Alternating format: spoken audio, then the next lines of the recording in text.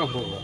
वैसे आप रहने वाले कहाँ के हैं? हाँ, मैं रहने वाला वैसे पीछे बिहार से हूँ और अभी यहीं स्वर्ण जयंती बिहार का निवासी हूँ अभी।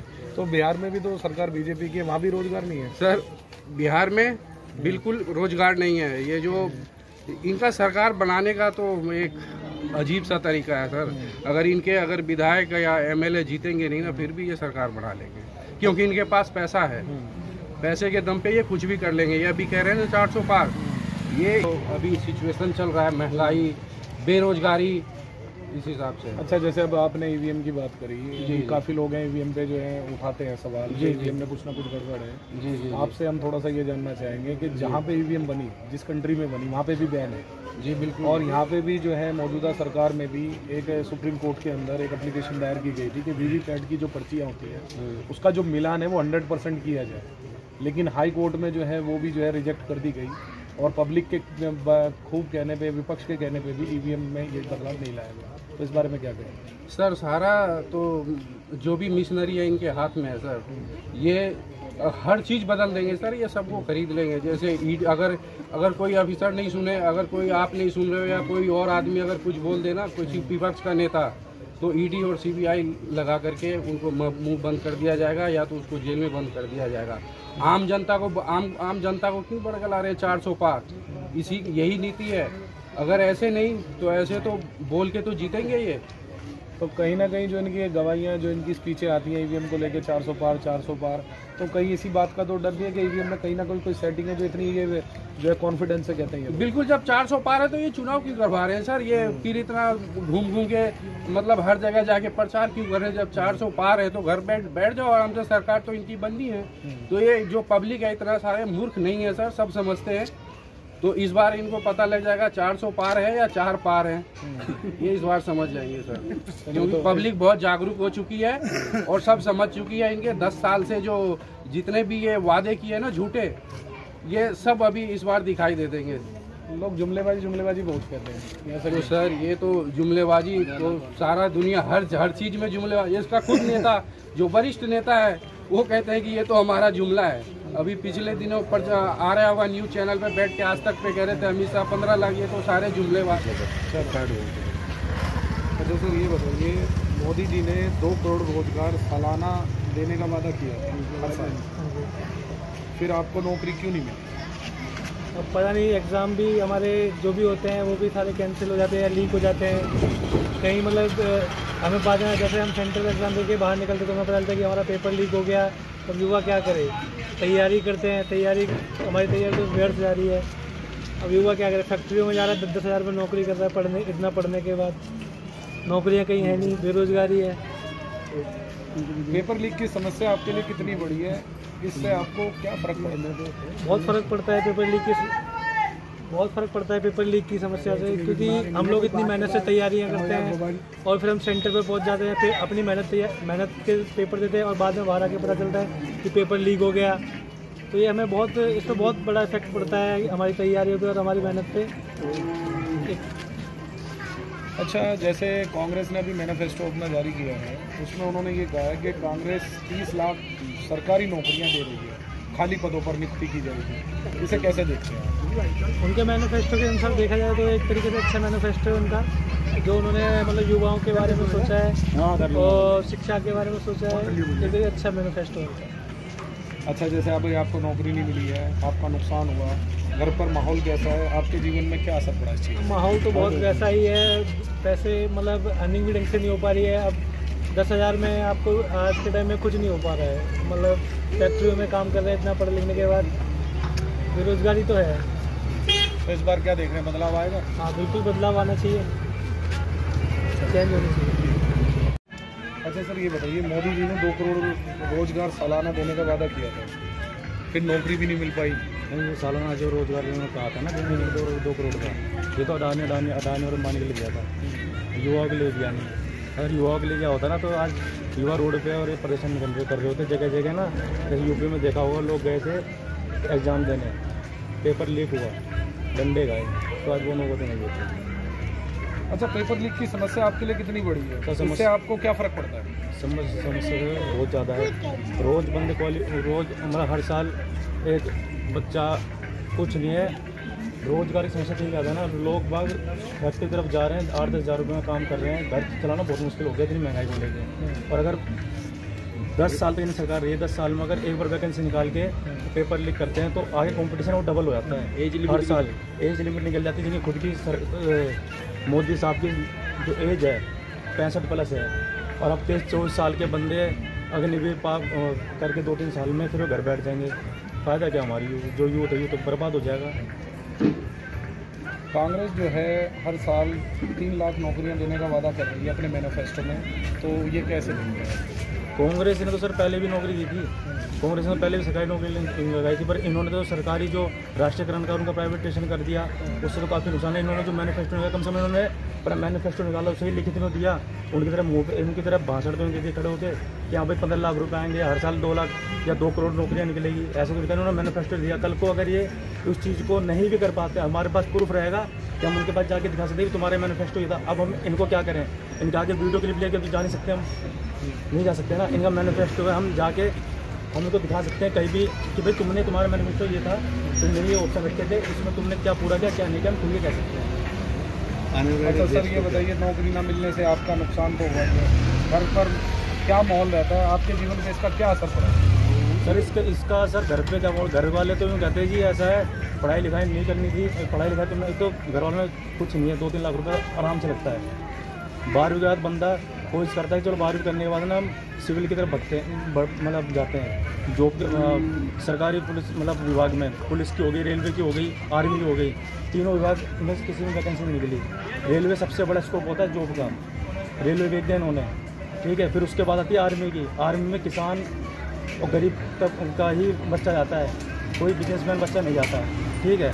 तो अगर हमें ये जॉब नहीं मिल रही तो हमारे घर वाले कहते हैं फैक्ट्री जाओ, अब फैक्ट्री में 10-12 हज़ार रुपये का नौकरी करेगा, दिल्ली में अगर प्रदेश से 500 किलोमीटर आगे बाहर रह रहा है, 2-2.5 हज़ार रुपये की बिजली बिल किराया देना पड़ता है, फिर दूसरी समस्या पानी खरीद भी देना पड़ता है, ऐसा पानी यहाँ रहा नहीं है पीने लायक, तो समस्या तो है ना। और शादी भी बंदा कब, फिर उसके बाद शादी भी होती है, शादी होगी, बच्चे होंगे, तो उसका तो सब नहीं है ना।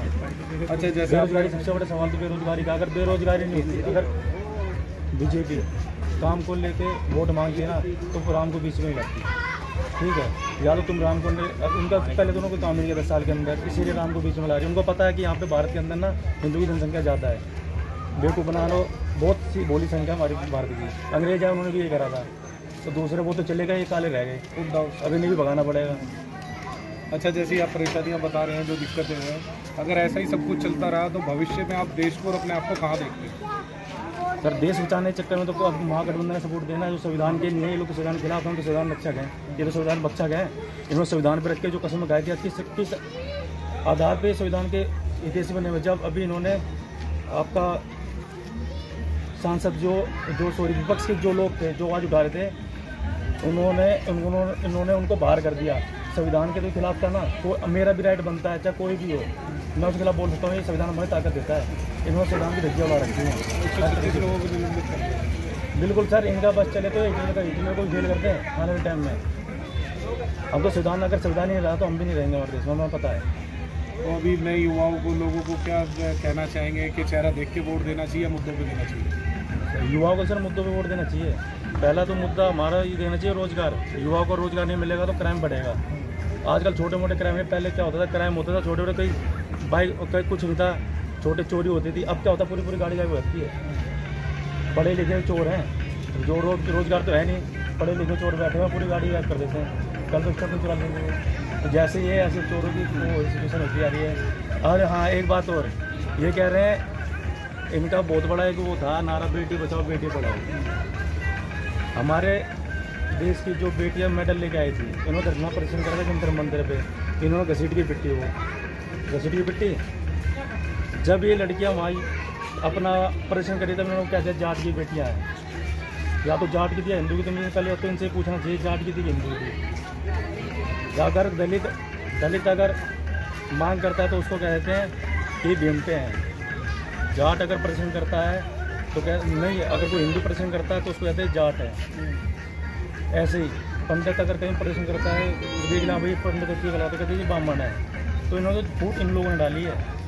तो इस सरकार में आपको लगता है कहीं ना कहीं दलितों को लेकर के भी ये लोग जो है पक्षपात करते हैं? बिल्कुल करते हैं। दलितों को लेकर पक्षपात, दलितों को लेकर पक्षपात नहीं होता तो आज राजस्थान में ऐसी घटनाएं होती है, MP में घटना होती है, उसके मुँह पे मुँह दिया जाता है बंदे के। हमारे देश सिचुएशन दिखाना क्या है, ऐसा तो अंग्रेज के टाइम में भी नहीं हुआ था। ब्रिटिश काल में भी ऐसा, ब्रिटिश काल में दिखाया था, पढ़ा लिखा बंदा था, उसकी वैल्यू होती थी। आज राहुल को ये कहते हैं पप्पू पप्पू, पप्पू थोड़ी है वो। तो जब वैक्सीन जब लेके आए थे लोग, उसने जब भी कहा था कि वैक्सीन की जांच कराओ, उसने ये नहीं कहा था वैक्सीन गलत, उसने कहा था कि जांच कराओ वैक्सीन की। PM केयर फंड का भी घोटाला आया नहीं आगे। जिस दिन PM केयर फंड का घोटाला आ गया ना, उस दिन पता चला ये घोटाला जब तक नहीं आ सकता जब तक गोदी मीडिया नहीं आएगी। गोदी मीडिया तो वैसे भी नहीं आने वाली है, तो उनके खिलाफ बोलने नहीं। आप जैसे भाई जो लोकल मीडिया है यही इनके खिलाफ बोल सकती है, क्योंकि आप बिके नहीं हो, ना ही आपको खरीद सकते हैं, ठीक है। इसीलिए गोदी मीडिया चाहते नहीं है इनके खिलाफ बोलना। अभी जैसे आपने वैक्सीन के ऊपर बताया, तो वैक्सीन के ऊपर भी एक नई रिपोर्ट आई है, आपने देखा भी होगा। 500 करोड़ चंदा लिया है, उनसे 500 करोड़ का चंदा लिया है। 52 करोड़ रुपये, 52। हाँ बता रहा हूँ ऐसी। और जिस कंपनी ने वो दवाई बनाई थी पुणे वाला एक्सेप्ट किया कोर्ट के अंदर, इससे बीमारियाँ होती है TDS। इनका तो बहुत अच्छा हिसाब लगता है। जहाँ अभी तक तो शौचालय में फोटो लगवाते थे, शौचालय में कि ये मोदी ने खुलवा निकाला शौचालय। तो वैक्सीन की जो वो सर्टिफिकेट थे उस पर फोटो था, लेकिन वो आचार संहिता देखो ऐसा है, वो कर दिया। जब आंखों से लेकिन जब 2 फेज में इलेक्शन है उसके बाद जब आंखों से लोगों के पत्ती हटती है तो धीरे धीरे चीज़ें दिख जाती है लोगों को। अब इनको पता चला अगर फोटो इसकी नहीं हटाएंगे तो ये बदनाम हो जाएगा। वैसे ही भाई तुम इतने बढ़िया थे तो फोटो लगवा रखते। इंदिरा गांधी ने भी लगवाई थी, आप किस लोग यहाँ पे बगल में टीके जो लगते थे पहले, उसने कभी प्रचार नहीं करा। पहले इससे बड़ी बहुत बड़ी बीमारी आई थी, कभी उन्होंने ऐसा प्रचार नहीं किया। इन्होंने करा कोरोना को प्रचार कर रात में बताओ थाली पिटवा दी, दिए जलवा दिए। देश इससे तरक्की कर रहा होता ना तो हम तो मेरे घर से लाइट आती नहीं, बाहर के दिए जला के रह लेते हम। तो थाली कब पीटी जाती है जब बंदा बेरोजगार हो, उसके घर में कोई केस हुआ था जब मैं थाली वाली पीटी जाती है, उसी में थाली नहीं पीटती। अरे खेत से जो वो सांड को भगाना होता है तो रात में थाली पीटते हैं। इस बार 400 पार कर देंगे तो 400 पार हो जाएगा तुम्हारा। मंत्री अभी क्या करेंगे ये, अगर सीटें आ गई ना इनकी, जो सिलेंडर है 4 गुना वेट बढ़ जाएगा, तेल है डीजल है 400 पार बढ़ जाएगा। इन्होंने कही क्या थी, आपका कहना है हर चीज़ 400 पार हो जाएगी। 400 पार हो जाएगी जी, अब की पक्का 400 पार होनी है अगर ये आ गई तो बदलाव होगा सर इस बार। बदलाव तो होना चाहिए, बदलाव होना चाहिए इनका तो। बहुत बहुत शुक्रिया। तो सर एक चीज़ बताइए, अभी जैसे आप देख रहे हैं मौजूदा दौर में हमारी जो ये राष्ट्रपति हैं द्रौपदी मुर्मू, हाँ वो दलित समाज से आती है। बिल्कुल। और एंकर जो स्पीकर हैं वो भी जो है दलित समाज से बन चुके हैं। तो आपको ऐसा लगता है कि एक प्रधानमंत्री का जो चेहरा है वो भी एक दलित समाज से होना चाहिए? बिल्कुल, मायावती जी का चेहरा होना चाहिए था। वही है, अगर कोई इतना बड़ा कोई लीडर है दलितों का तो मायावती जी। अच्छा, कांग्रेस में भी एक नेता है, हाँ आपने देखा होगा, उनका नाम भी पता होगा आपको, अर्जुन खड़गे। अर्जुन खड़गे जी। वो नेता कैसे लगते हैं? वो दलित समाज से जाते हैं। बहुत बढ़िया नेता है, पर वही है अभी तो हो सकता है आने वाले टाइम में वो प्रधानमंत्री के, क्योंकि इनका गठबंधन नहीं होना, BJP SC का और कांग्रेस का गठबंधन नहीं हुआ। अगर इनका होता तो शायद मायावती जी बनती प्रधानमंत्री, अगर गठबंधन ना होने की वजह से खड़गे जी को। अच्छा, मायावती जी खुल के ही नहीं बोलती है, क्या दिक्कत है? अभी जिसने खुल के बोला वो तो बाहर बैठे हैं ना, अंदर है। इन्होंने खुल के बोला, मुझे सामने से इन्होंने बाहर कर दिया। अगर मायावती जी खुल के बोलते ना, जो इन्होंने अम्बेडकर पार्क बनाया दलितों के लिए, शायद वो तोड़ दिया होता। क्यों? उसका घोटाला इनको नजर आया था। अभी वहाँ पे जो एयरपोर्ट बना था, कौन सा एयरपोर्ट था वहाँ, बनारस में शायद कहीं बना था एयरपोर्ट, वहाँ पे वो मूर्तियाँ एक आग में गिर गई थी, वो घोटाला नजर नहीं आया इनको। वो घोटाला नजर आया कि आज तक वो 10-20 साल हो गए वो खड़ी है ऐसी मूर्तियाँ। तो कहीं ना कहीं डर है लोगों को BJP का कि हम खुल के इसलिए नहीं बोल पा रहे। खुल के तो हम बोल ही नहीं पा रहे, वो तो आपसे बोल रहे हैं। मोदी में वो गोदी मीट होते तो घर छापे पड़ा देती, कहीं इनको नहीं खरीद लिया। इलेक्ट्रोल बॉन्ड घोटाला है ना सामने अभी, अब ऐसे बहुत घोटाले आने वाले हैं। ये तो आप जैसे जो लोकल मीडिया ने ये दिखा सकती हैं, गोदी मीडिया के बस की बात नहीं है। किसानों को सुन के इतना गोदी मीडिया कहते हैं खालिस्तानी बैठे हैं, खालिस्तानी होते तो फिर यहाँ पे खालिस्तान सरकार बन चुकी होती है कि 2 साल 1 साल से जो बैठे थे किसान, इतना आत्महत्या कर ली किसानों ने। किसानों को उनसे कर्ज माफ कर दिया। उन्होंने कहा था ना किसान की आगे दुगनी आय कर देंगे। 8 डीपे का कट्टा जो 1000 रुपये था 2000 रुपये का होगा, यही तो दुगनी करी है उन्होंने, आय कौन सी करी है? उनके खेत में खंबे लग रहे हैं, किराया देना चाहिए ना, क्यों नहीं देते उन्होंने किराया? बिजली उनको महंगी दी थी, डीजल उनको महंगा कर दिया। हमारे घर पर अगर कोई बंदा आके किराए पर खत्म किराया लेते हैं, उन्होंने खंबे काट रखे अपने उसमें गड़बड़ रखे हैं, क्यों देते हैं किराया बिजली? अच्छा, कांग्रेस अपने मैनिफेस्टो में कह रही है अगर हम सत्ता में आते हैं तो किसानों के जो है हम जो है लोन माफ़ कर देंगे, तो उससे फ़ायदा मिलेगा किसानों को? किसानों में हाँ लोन माफ़ कर देंगे ठीक है, ना भी करें पर कुछ हद तक तो उनको छूट देनी चाहिए ना। आज जैसे अबानी अडानी का कई करोड़ों का व्यापार, इनका लोन माफ़ हो जाता है। किसान जो हमारे देश के इस टाइम पे, अगर किसान करना छोड़ देना सिर्फ अपना ही पेट भरे तो शायद हमारे देश ज़्यादा नहीं चल। तो किसान के कुछ नहीं, अगर माफ़ नहीं कर सकते कुछ तो छूट उनको देनी चाहिए। मैं कहता हूँ ठीक है सर।